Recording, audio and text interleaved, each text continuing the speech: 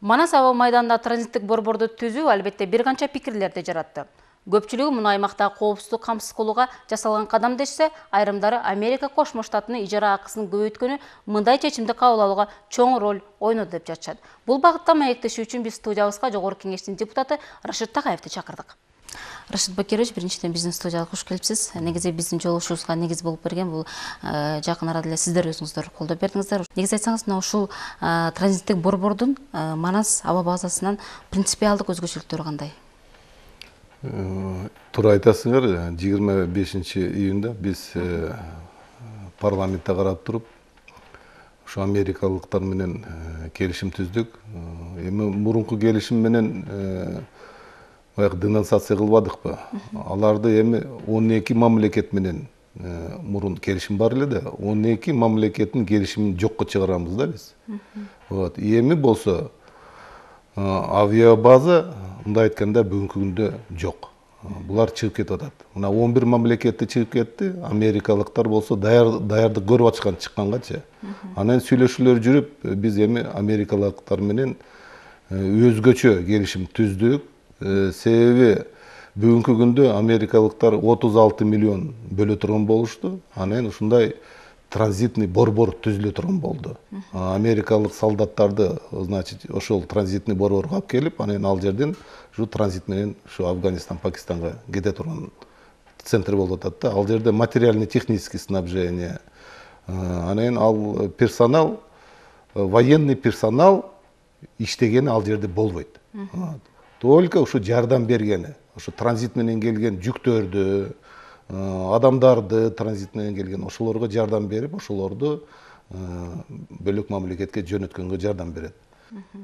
Анан негизи айтсаңыз, бүгүнкү күндө мына ошол транзиттик борбордун түзүлгөндө жөн жерден болгон жок да. Биздин бир аймакта жайгашкандан кийин бүгүнкү күндө Афганистандагы, Пакистандагы абалды көрүп турабыз да.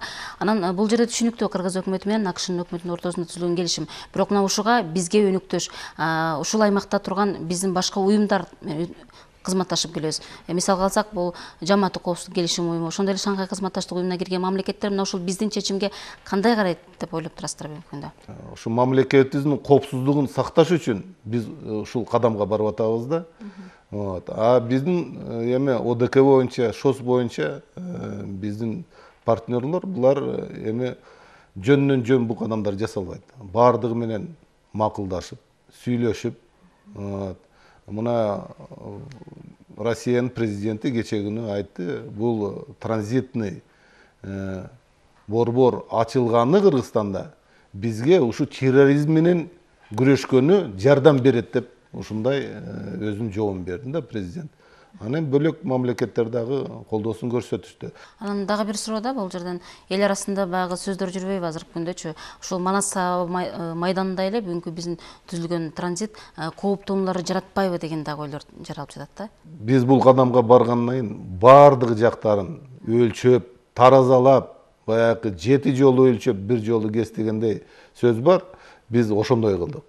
Бардыгы кыргызстандыктардын коопсуздугун карап, экологический жагынан коопсуздуктарды карап.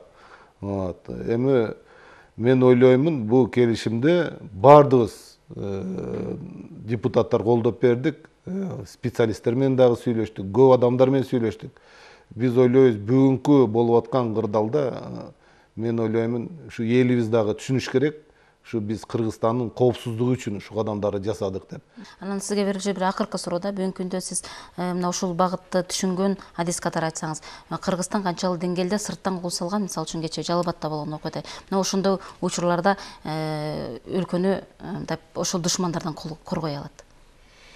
Мен мындай жакшы суроо болду.